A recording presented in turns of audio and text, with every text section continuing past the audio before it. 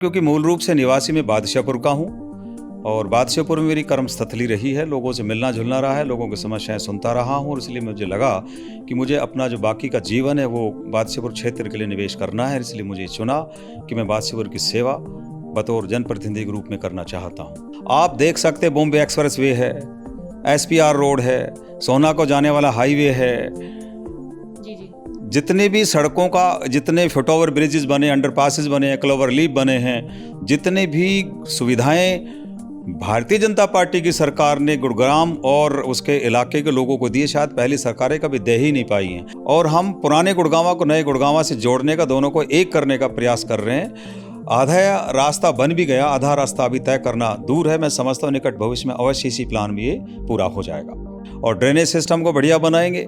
हर जो सुविधा जो आम नागरिक से जुड़ी हुई है उसको हम पूरा करने का प्राथमिकता के आधार पर काम करेंगे। राजनीतिक गुरु आज के दिन मैं कहना चाहता हूं तो राव इंद्रजीत सिंह मेरे राजनीतिक गुरु हैं।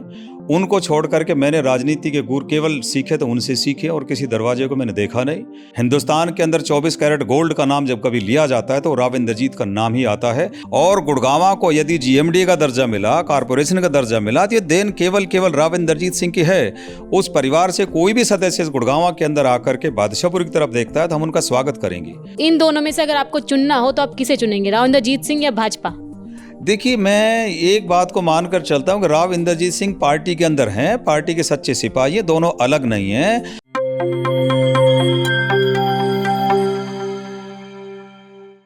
नमस्कार, मैं हूं शैली शर्मा और आप देख रहे हैं GP हरियाणा। दोस्तों, आज हमारे साथ है हंसराज जी।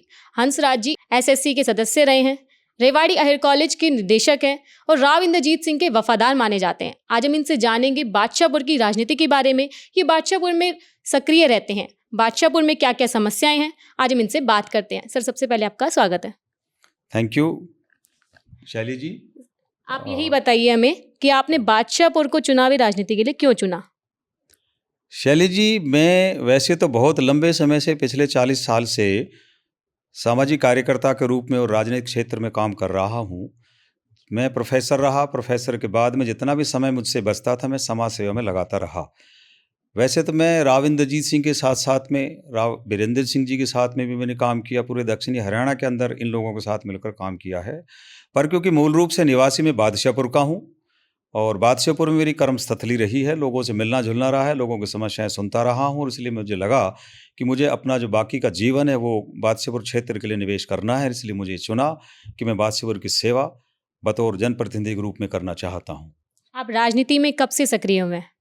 मैं अगर बहुत पुराना चलना चाहूँ तो 1984 से, जब मैं इंदिरा जी की मृत्यु हुई थी तो पहला चुनाव जब हुआ राव बीरेंद्र सिंह जी का, तभी से मैं सामाजिक कार्यकर्ता के रूप में काम करता आया हूँ और इनके साथ में लंबी अवधि हो गई है। 1996 के अंदर मैं राव इंद्रजीत सिंह से जुड़ा और लगातार इनके साथ में काम करता रहा हूँ। तो इसलिए मेरे अंदर इन लोगों के साथ काम करते करते इनकी सोहबत में राजनीतिक रूप से भी सेवा करने की बात पैदा हुई और मैं इसलिए आगे बढ़ने का प्रयास कर रहा हूँ। बादशाहपुर चुनाव लड़ने वालों की लंबी सूची है, तो उस जगह हंसराज जी को क्यों चुना जाए? हंसराज जी को इसलिए चुना जाए कि हंसराज जी, जितने भी लोग उम्मीदवार यहाँ से होंगे उनमें शायद सबसे ज़्यादा पढ़ा लिखा व्यक्ति होगा। नंबर 2, मैं पूरी शिद्दत से, पारदर्शिता से, निष्ठा से, ईमानदारी से, सावधानी से लोगों के साथ में जुड़कर सेवा करता रहा हूँ। शायद कोई दिन खाली जाता होगा जब लोग मुझसे अपनी समस्याओं को लेकर ना मिलते हों। आज भी रेलवे लाइन पार के लोग मुझसे मिले हैं, बिजली की तारों को लेकर, सप्लाई को लेकर। मैंने उनके समस्या का निदान करने के लिए प्रयास लगातार करता रहता हूँ, चाहे वो किसी भी क्षेत्र के हों, किसी बिरादरी के हों, मैं लगातार सेवा करता हूं। और मैं तो बल्कि ये कहूँगा, ना केवल बादशाहपुर बल्कि उस सीमाओं से परे के लोग भी मुझसे मिलने आते हैं, मैं उनकी समस्याओं का निराकरण करने का प्रयास करता हूं। भाजपा सरकार की कई मुद्दों को लेकर आलोचना होती है। मेट्रो का विस्तार नहीं हुआ है, RITS की शुरुआत भी नहीं हुई है। उसको लेकर के आप जनता के बीच कैसे जवाब देंगे, कैसे सफाई देंगे? नहीं, देखिए, भारतीय जनता पार्टी ने जितना विकास का काम इस देश को दिया है, जितनी गति से इस देश को इंफ्रास्ट्रक्चरल डेवलपमेंट का जो कार्य करके दिखाया है, वो शायद ही किसी पिछली सरकारों ने कभी करके दिखाया होगा।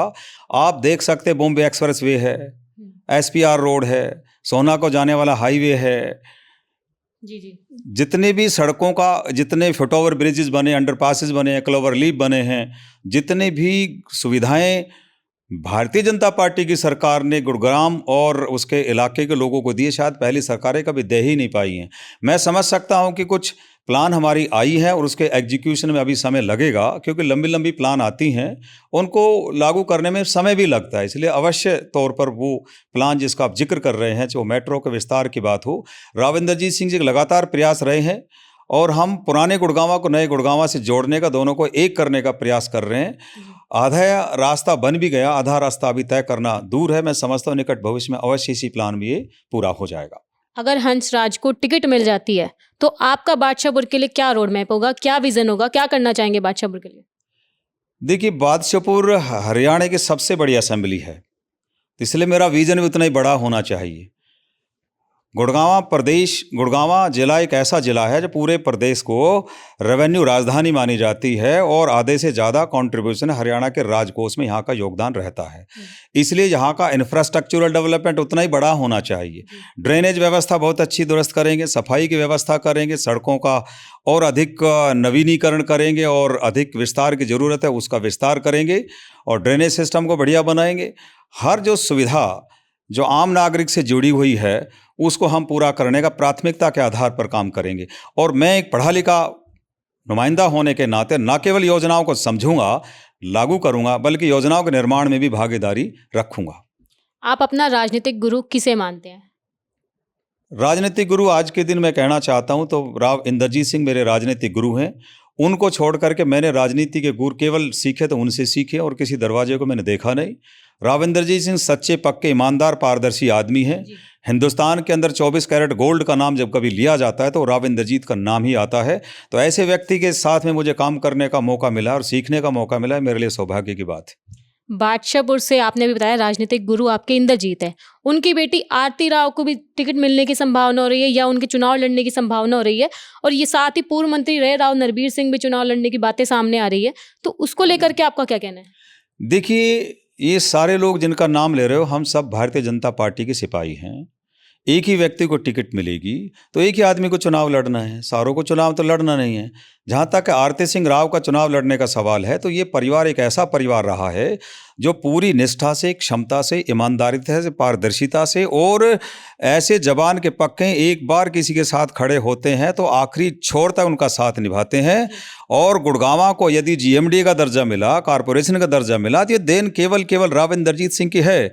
उस परिवार से कोई भी सदस्य इस गुड़गांवा के अंदर आकर के बादशाहपुर की तरफ देखता है तो हम उनका स्वागत करेंगे। निश्चित रूप से एक विकास को एक नई गति मिलेगी।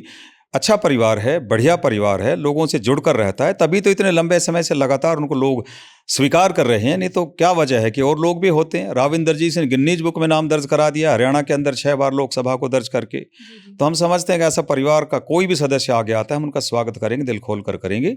और वो हमारी युवा आइकन है, नेत्री है, उनके नेतृत्व में हमको काम करने का मौका भी मिलता है और हम उनको अच्छा मानते हैं। मेरा आखिरी सवाल है, एक तरफ राव इंद्रजीत सिंह और एक तरफ भाजपा सरकार, मतलब भाजपा पार्टी, तो इन दोनों में से अगर आपको चुनना हो तो आप किसे चुनेंगे, राव इंद्रजीत सिंह या भाजपा? देखिए, मैं एक बात को मानकर चलता हूं कि राव इंद्रजीत सिंह पार्टी के अंदर हैं, पार्टी के सच्चे सिपाही हैं, दोनों अलग नहीं हैं। यदि भारतीय जनता पार्टी को सत्तासीन करने के अंदर अहम भूमिका रही है तो केवल राव इंद्रजीत सिंह 2014 में रही है। जैसे मुड़कर आए सत्तासीन हुए। राव इंद्रजीत सिंह पार्टी से कभी अलग है ही नहीं। राव इंद्रजीत सिंह भाजपा दोनों एक ही हैं और मैं दोनों का स्वागत करता हूं, दोनों का सम्मान करता हूं। सच्चे सिपाही हैं, कभी अलग हैं ही नहीं, उनको अलग रूप में सोचा नहीं जा सकता। जी जी, thank you. Okay, thank you so much.